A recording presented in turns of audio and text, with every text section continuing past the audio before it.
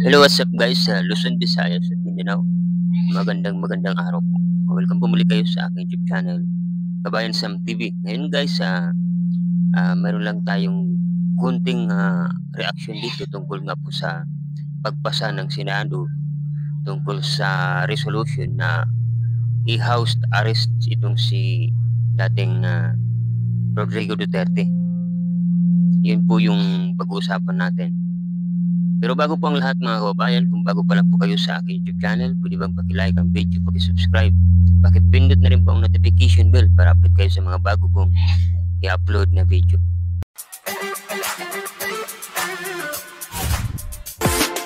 At maraming salamat po. Ito na nga po mga kababayan na alam natin na gumawa talaga sila ng kapamaraanan sa kabila ng issue tungkol nga po sa flood control issue. Ito yung corruption talaga na nangyayari sa ating bansa. Ngayon, sabi ng ilan ay parang gumawa sila ng kapamaraanan para ilihis na naman ang atensyon ng taong bayan. Pero alam naman natin mga kababayan na maraming nag-react dito, lalo na yung mga taong biktima ng pagpatay, mga biktima ng mga ginawa ni Duterte. Kaya sila umaalarma dito, lalo na yung mga nag-file ng kaso na bakit bibigyan sila ng parang awa na magkaroon ng house arrest. Sinasabi nga po mga kababayan ng ilan na talagang matanda na daw, may sakit na, kumbaga ulyanin na daw. Kaya gumawa sila ng resolution na ganun. Dahil nga po mga kababayan ay naaawa po sila. Bagamat ganun daw ang nangyari, nagkaroon siya ng paggawa ng hindi masama o mga masasamang bagay na gawain, pagpatay, kahit papano, nakagawa din naman siya ng mga magagandang bagay sa ating bansa. Mayroon naman siya mga ginawang mabuti. Bakit naman daw siya paparusahan ng ganun? Di ba? Sa totoo lang mga guys, ay wala pa naman siguro isang taon, di ba? Ilang buwan pa lang siya doon sa daig.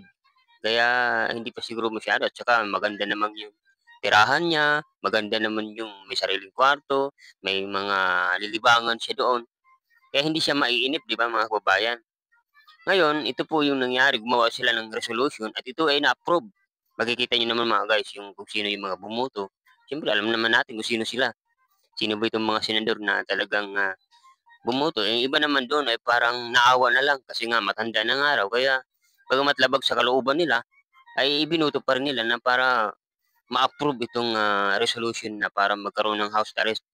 Ngayon, ang tanong, papasa ba ito sa ICC, di ba? Tatanggapin ba ito ng ICC? Di ba wala nga, iba nga ang batas doon at walang, kumbaga, independent ano yan.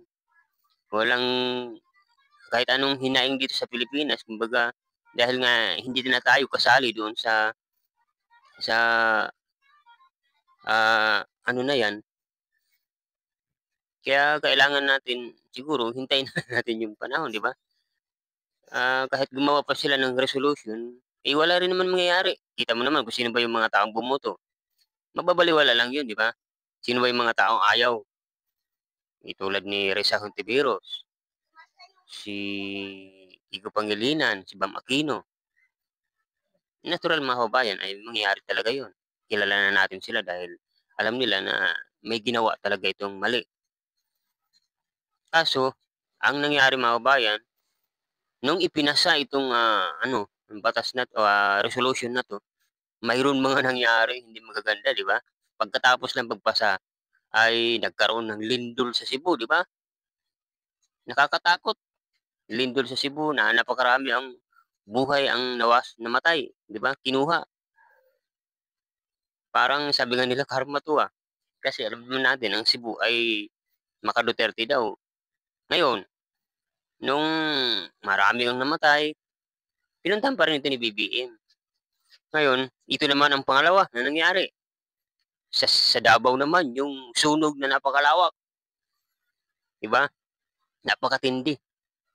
Nangyari ang sunog October 2, 7 p.m. ng gabi.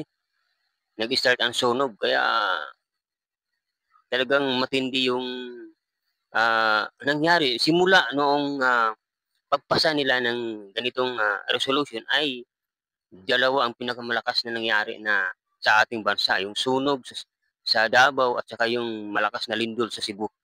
Alam naman natin lahat yun ay mga maka-Duterte. Kaya kung sabi nga nila, ah, karma daw, pero ang akin naman, ang reaksyon ko dito ay panahon lang yun, kumbaga nagkataon lang na yun na ang mangyayari, hindi natin yan mapipigilan, yung sakuna. Kaya guys, ano ba ang masasabi ninyo dito? Ano ba ang reaksyon niyo dito? Kung inyong pagdudugtong-dugtungin, tama po ba ang hinala ng mga taong bayan, mga tao na ito ay, simula ng pagpasa nila ng resolution, nagkagulo o nagkaroon na ng mga matitinding pangyayari katulad sa Cebu at saka sa Davao. O ilagay niyo lang po mga kababayan sa comment section at maraming maraming salamat po sa inyong oras at panahon. God bless you all. Maraming salamat po.